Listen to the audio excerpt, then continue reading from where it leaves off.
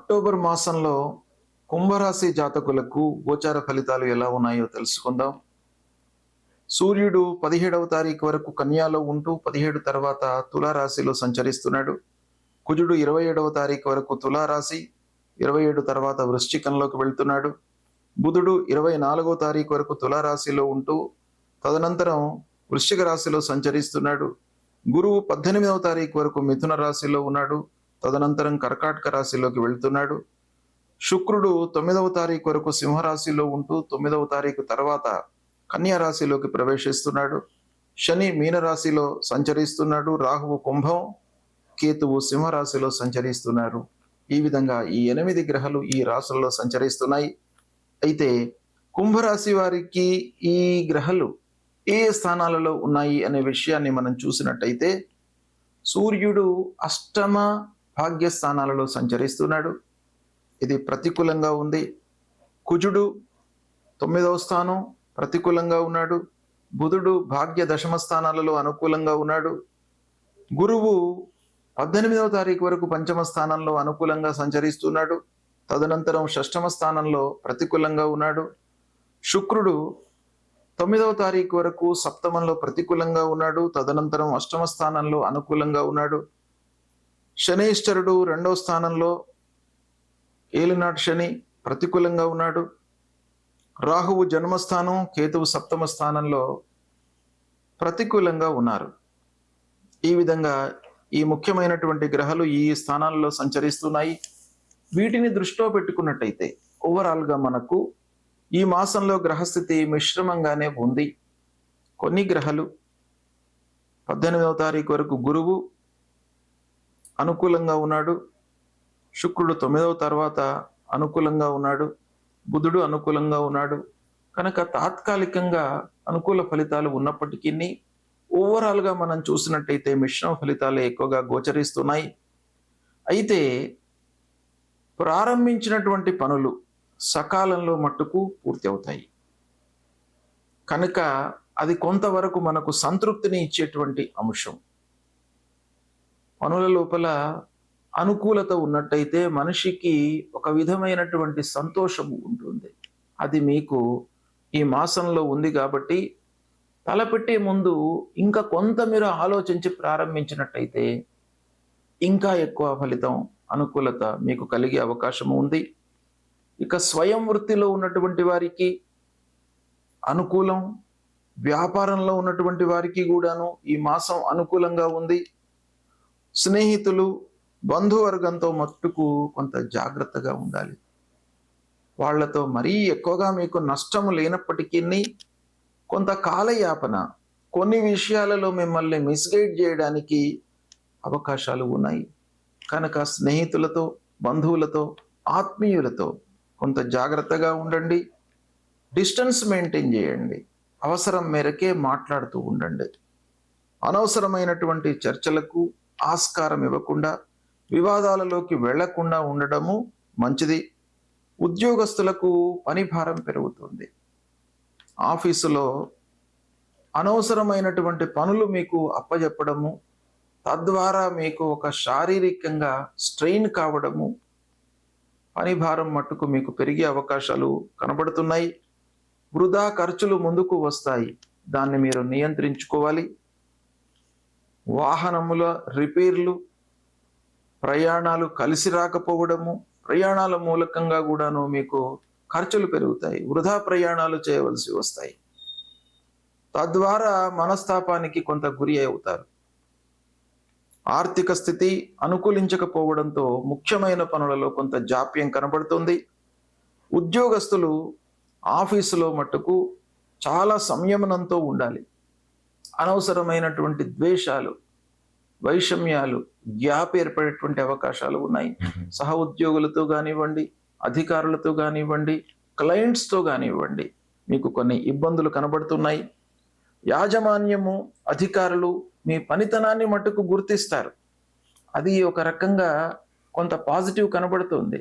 అయినప్పటికీ మీరు అందరితో జాగ్రత్తగా ఉండడము మంచిది. భూమి విషయంలో, ఆస్తుల విషయంలో వ్యవహారాలు కొంత ముందుకు జరుగుతాయి.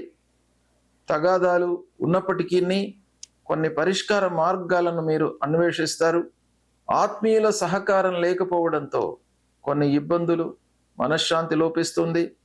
అనవసరమైనటువంటి ఆలోచనలతో కాలము గడుపుతూ ఉంటారు.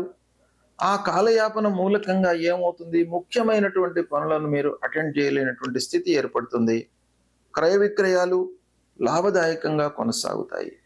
చేతిలో ఉన్నటువంటి వ్యాపారం నిరాటంకంగా కొనసాగుతుంది, లాభదాయకంగా ముందుకు వెళ్తుంది. కోర్టు కేసులలో అనుకూలమైనటువంటి తీర్పులు కనబడుతున్నాయి. ఇది ఒక రకంగా సంతృప్తినిచ్చేటువంటి అంశం. ఎన్నో రోజుల నుండి పెండింగ్లో ఉన్నటువంటి వ్యవహారాలు ముందుకు వస్తాయి. వాటి లోపల మీకు అనుకూలత కనబడుతుంది.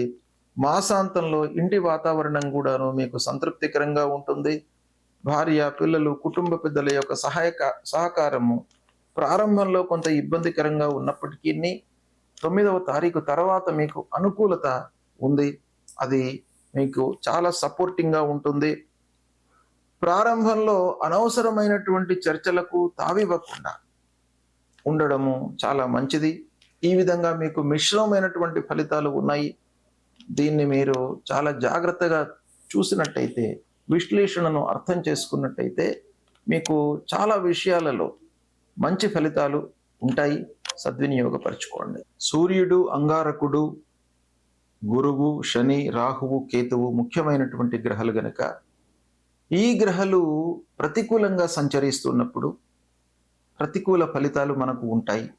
వాటి నుండి విముక్తులు కావడానికి, అంటే ఈ ప్రతికూల ఫలితాలను అనుకూలంగా మార్చుకోవడానికి మనం ఏం చేయాలి అనే విషయాన్ని మనం చూసినట్టయితే పరిహారాలు చేసుకోవాలి.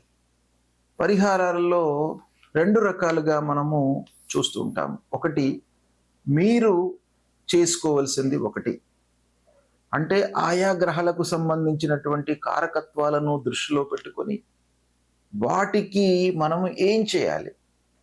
ఆర్థికపరమైనటువంటి సమస్యలు ఉన్నాయి అనుకోండి, వాటిని ఖర్చులు మనం తగ్గించుకోవడము. వ్యాపార విషయంలో ఇబ్బందులు ఉన్నట్టయితే ఒప్పందాలు చేసుకునేటప్పుడు జాగ్రత్త పడడము. వాహనముల మూలకంగా రిపేర్లు వచ్చే అవకాశాలు ఉన్నాయి అని మనకు తోచినట్టయితే దానికి సరిపడా మనం రెక్టిఫికేషన్స్ చేసుకోవడం, ఇవన్నీ కూడా మనం చేసుకోవాల్సినటువంటి జాగ్రత్తలు, తీసుకోవాల్సినటువంటి విషయాలు. అయితే ఇవన్నీ కూడాను మన చేతిలో ఉంటాయి. కొన్ని విషయాలు మన చేతిలో ఉండవు. కనుక భగవంతుణ్ణి వేడుకోవడము, భగవంతుడిని స్తోత్రం చేయడము, భగవంతుడి యొక్క అనుగ్రహం కొరకై మనము పాటుపడము, ఇవే పరిహారాలు. కాబట్టి సూర్యుడి విషయంలో మీకు సూర్యుడు ప్రతికూలంగా ఉన్నప్పుడు అనారోగ్య సమస్యలు తలెత్తే అవకాశాలు ఉంటాయి. కాబట్టి సూర్యనారాయణుడికి మీరు ప్రతినిత్యం కూడాను నమస్కారం చేసుకోండి, అర్ఘ్య ప్రదానం ఇవ్వండి, ఆదిత్య హృదయం పారాయణం చేసుకోండి, మీకు అనుగ్రహిస్తాడు. అంగారకుడి విషయంలో సుబ్రహ్మణ్య స్వామి దేవాలయానికి వెళ్ళండి, కలహాలు రాకుండా చూస్తాడు. సాహసించి పనులు చేసినప్పుడు మనకు కొన్ని ఇబ్బందులు ఎదురవుతాయి, కానీ సాహసము చేయకుండా మనం పనుల లోపల సక్సెస్ రేట్ అనేది ఉండదు. కాబట్టి ఆ రెండిటిని కూడాను సమతుల్యంగా ఉంచడానికి అంగారకుడి యొక్క అనుగ్రహం కావాలి. సుబ్రహ్మణ్య స్వామిని వేడుకోండి, సుబ్రహ్మణ్య స్వామి దేవాలయానికి వెళ్ళండి. ఇక బుధుడు వ్యాపారానికి, బుద్ధికి, వీటన్నిటికి కూడాను మనకు కారకుడు. పనులు జరగడానికి విష్ణు సహస్రనామ పారాయణం చేసుకోండి. విష్ణువు మీ స్థితికి అనుకూలతను కలిగిస్తాడు. కాబట్టి ప్రతినిత్యం కూడాను విష్ణు సహస్రనామ పారాయణం చేయండి, లేదా నారాయణ మంత్రాన్ని, మూల మంత్రాన్ని పఠించండి. ఇక గురువు అతి ముఖ్యమైనటువంటి గ్రహము, చాలా విషయాలలో మనకు ప్రభావాన్ని చూయించేటువంటి గ్రహము. అలాంటి గ్రహము ప్రతికూలంగా ఉన్నప్పుడు గురు విషయమై మూల మంత్రాన్ని జపించండి, దత్తాత్రేయ స్వామి దేవాలయానికి వెళ్ళండి.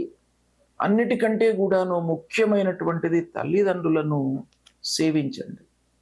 తల్లిదండ్రుల యొక్క సేవ మీకు శ్రీరామ రక్ష. కాబట్టి తల్లిదండ్రులను మీరు సేవించినట్టయితే, వాళ్ళ యొక్క అనుగ్రహము మీకు ఉన్నట్టయితే, ఆ గురు భగవానుడి యొక్క అనుగ్రహం కూడాను ఉంటుంది. తర్వాత గురువులను సేవించండి.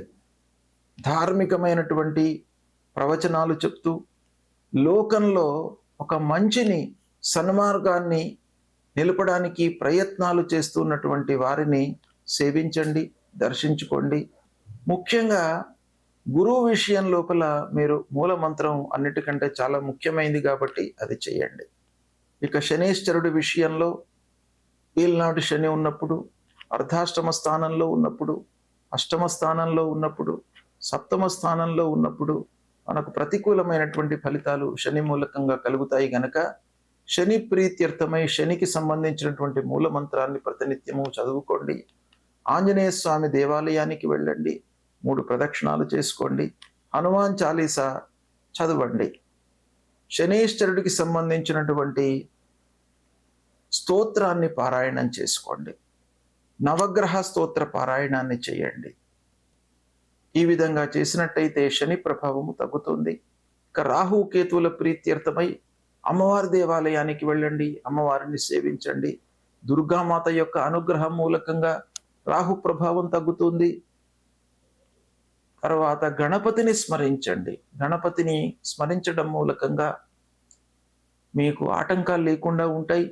కార్యాలు సాఫల్యంగా అనుకున్నటువంటి సమయంలో మీకు పూర్తి అయ్యే అవకాశాలు ఉంటాయి. కాబట్టి ఇలాంటివి పరిహారాలను మీరు పాటించినట్టయితే ఓవరాల్గా మీరు పరిహారాలు చేసేటప్పుడు దైవ భక్తిని పెంచుకోండి. దైవం పైన మీరు నమ్మకాన్ని పెంచుకోండి. ఆ భగవంతుడి పైన నమ్మకాన్ని పెంచుకొని భగవంతుని దర్శించుకున్నట్టయితే, గురువులను ప్రేమించినట్టయితే, తల్లిదండ్రులకు సపర్యలు చేసినట్టయితే మీకు అన్నీ కూడాను అనుకూలిస్తాయి. కాబట్టి వీటిని మీరు పాటించండి. ఆ గ్రహాల యొక్క అనుగ్రహం మీకు లభిస్తుంది. శుభం.